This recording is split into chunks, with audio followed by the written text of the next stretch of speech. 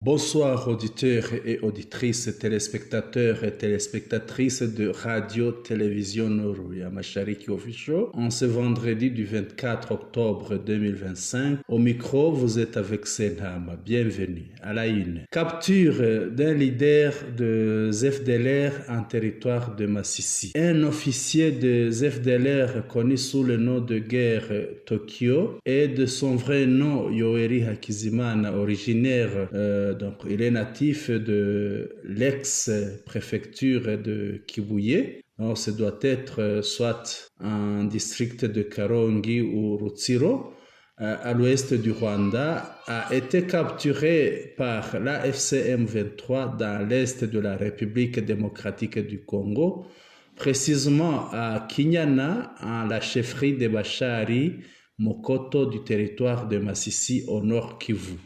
Cet officier, réputé pour sa brutalité, avait participé à de nombreuses exactions contre les populations civiles, notamment des enlèvements, des viols et des travaux forcés, ciblant particulièrement les Tutsis congolais et d'autres civils non alignés à son idéologie génocidaire anti-Tutsi. Yoweri entretenait des liens étroits avec le général du groupe Nyatura, identifié sous le nom de Ignasi Dunia Sauri, tristement célèbre pour avoir ordonné l'incendie systématique des habitations appartenant aux Tutsis congolais dans les villages de Burungu et Kibarizo en octobre 2023. Lors des attaques, Dunia Sauri avait déclaré « Nous ne déposerons les armes que lorsque le dernier Tutsi sera rentré au Rwanda ». Ces opérations violentes menées sur 3 jours consécutifs ont été soigneusement planifiées et coordonnées avec la participation active de l'officier FDLR Yoweri, alias Tokyo, et Jean-Marie de ACDN DH Nyatura. Ces attaques d'octobre 2023 avaient provoqué d'importantes pertes humaines, la destruction des biens civils et avaient poussé des milliers de rescapés Tutsis congolais à l'exil, dont plusieurs, avec des traumatismes, sont installés dans le camp de Nkamira et Mahama au Rwanda, témoignant les horreurs subies par ces responsables Nyatura et FDLR en complicité avec les FRDC et les forces armées burundaises dans leur village de Massissi. À titre d'exemple, à Nuro. Fizi, des affrontements opposent 2 groupes Wazalendo. Les informations qui nous parviennent ce soir du 24 octobre 2025 venant du territoire de Fizi indiquent que dans le site Kivu, précisément à Lurimba, dans le territoire de Fizi, des violents affrontements ont éclaté entre 2 groupes Wazalendo. Selon les rapports reçus dans la soirée, 2 combattants Wazalendo ont été tués et plusieurs autres gravement blessés. Les 2 groupes en conflit dans la région de Fizi sont le CNPCS, dirigé par le général autoproclamé William Amuri Yakutumba, et le FAB, conduit par le général autoproclamé Ngomanzito. Ces affrontements se sont déroulés le long de la route Baraka-Mississi. Des opérations de traque de Wazalendo du groupe CMC du général autoproclamé Domi.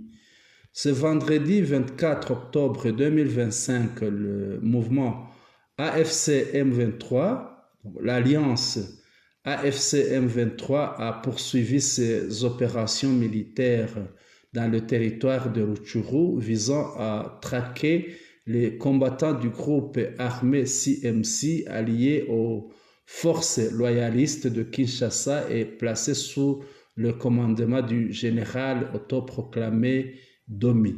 Ces opérations s'inscrivent dans le cadre de la stratégie de l'AFC M23 visant à neutraliser les poches de résistance et à consolider son contrôle sur les zones considérées comme stratégiques dans le Nord Kivu.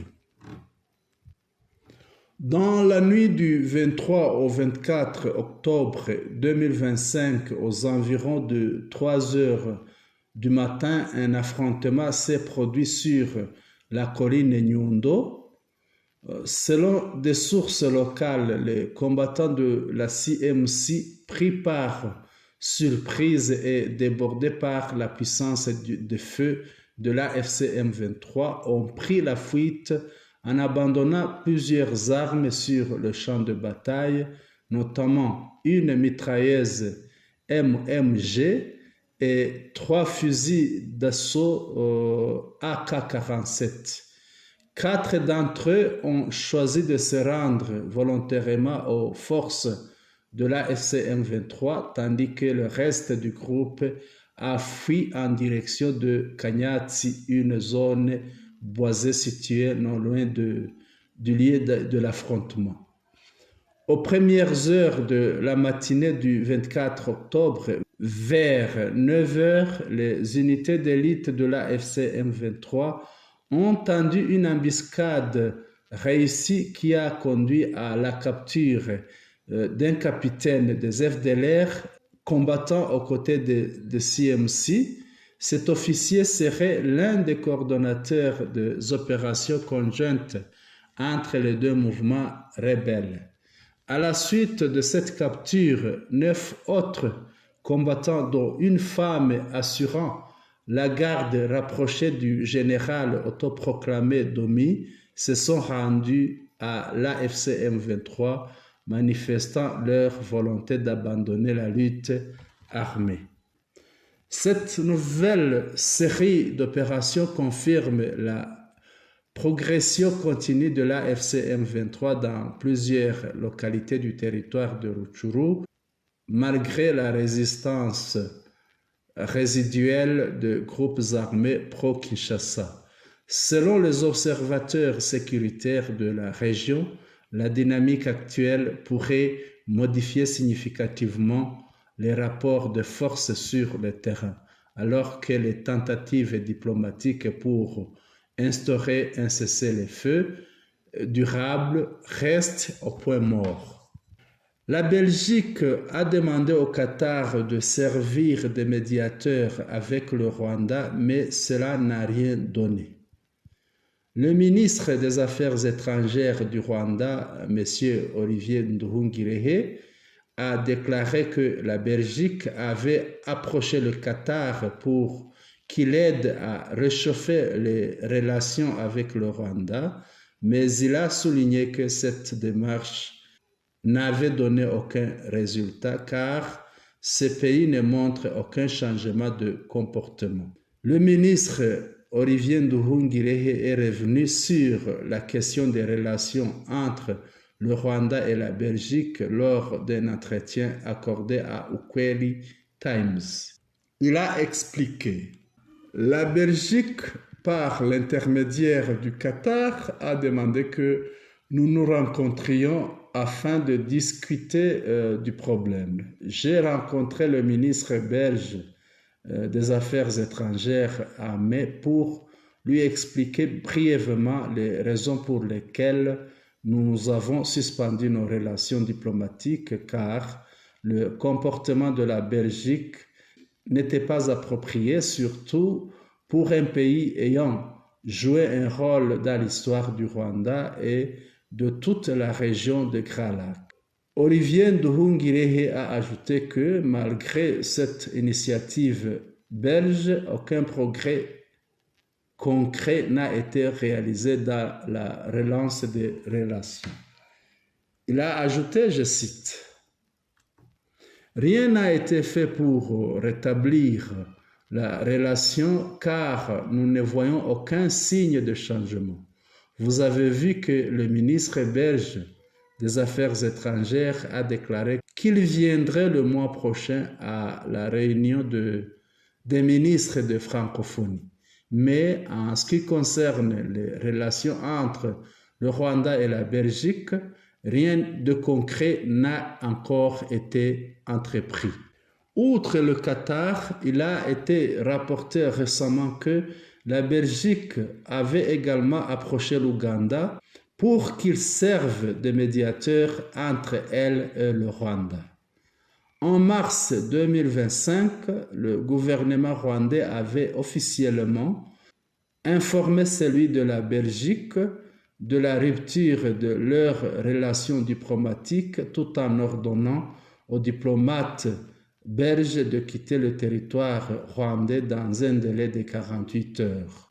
Cette décision, selon Kigali, a été motivée par le fait que la Belgique continue de manquer de respect au Rwanda, aussi bien avant que pendant le conflit en République démocratique du Congo, où la Belgique joue un rôle historique négatif et mène des actions hostiles envers le Rwanda.